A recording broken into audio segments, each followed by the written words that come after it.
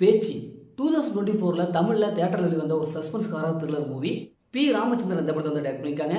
பாலா சரவணன், காயத்ரி சங்கர், ராம்தேவ் மற்றும் படம் படத்தில் நடிச்சிருக்காங்க. படத்துடைய கதையை பார்த்தலாம். படத்துடைய ஹீரோ அவங்க ஃப்ரெண்ட்ஸ் இவங்களாம் சேர்ந்து கொல்லிமலைக்கு டூர் போறாங்க. அங்க ஒரு இடம், தடை செய்யப்பட்ட இடம் ஒன்று இருக்கு. இந்த இடத்துக்கு எப்படியாவது போகணும் அப்படின்ட்டு அவங்க வந்து விரும்புறாங்க. ஆனா ஃபாரஸ்ட் ஆஃபீஸர் சரவணன் அவங்கள போக வேணாம்னு எவ்வளவோ தடுக்கிறாரு. இருந்தாலும் அங்க போறாங்க. இப்போ அங்க போய் பேச்சு அப்படிங்கிற ஒரு பேய்கிட்ட அவங்க மாட்டிக்கிறாங்க. இப்போ அந்த பேய்கிட்ட இருந்து இவங்க எப்படி தப்பிக்கிறாங்க, அந்த பேச்சுங்கிறது யாரு, அவங்களுக்கு என்னாச்சு, இறுதியில் என்னாச்சு அப்படிங்கிறதா இந்த படத்துடைய ஒன்லைன். இப்போ இந்த படத்துடைய பாசிட்டிவ்னு பார்த்தாவே இந்த படத்துடைய செகண்ட் ஹாஃப் தாங்க. ஏன்னா செகண்ட் ஹாஃப் ஸ்க்ரீன் பிளே காட்டுக்குள்ளே நம்மளுக்கு கொண்டு போயிடுறாங்க.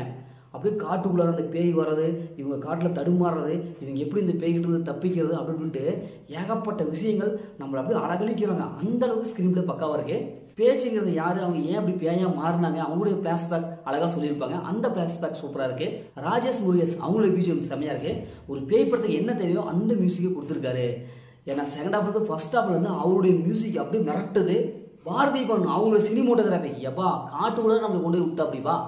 ஏன்னா படம் செகண்ட் ஹாஃப்லாம் பார்க்கும்போது காட்டுக்குள்ள நுழைஞ்ச உடனே அந்த காடும் அந்த அமானுஷமாக காட்டுறது, அந்த பேயை காட்டுறது, இப்படி கேமரா ஆங்கிள் செம்மையாக இருக்கு. சூப்பரான ஒரு விசுவல் எஃபெக்ட் கொடுத்துருக்காரு.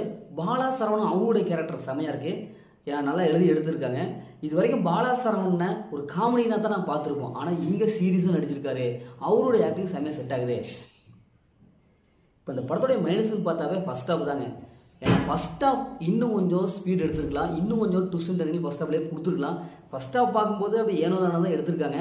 அதேமாதிரி படத்துடைய ஹீரோயின் அவங்க இன்னும் கொஞ்சம் எஃபெக்ட் போட்டுக்கலாம். ஒரு லைட்டாக நடிச்சிருக்க மாதிரி ஒரு ஃபீல் ஆகுது. ஸ்டோரி ஏன்னா பார்த்து பழக்கப்பட்ட அதே ஸ்டோரி தான் கொடுத்துருக்காங்க. எந்த வித ஸ்டோரியில் எந்த வித புதுமையும் இல்லை.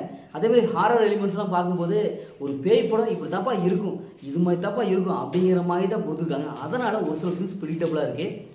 மற்றபடி இந்த படத்தில் பெரிய மைனஸில் எதுவுமே இல்லை. இந்த படத்தை ஃபேமிலியில் பார்க்கலாம், கண்டிப்பாக ஃபேமிலியில் பார்க்கலாம். படத்தில் அந்த மைனஸ் எதுவுமே இல்லை. முதல்ல படம் சூப்பராக சுமாராக இருக்கலாம். இந்த படம் ஒரு ஒன் டைம் வச்சு தான் நாங்களும் சொல்கிறேன்.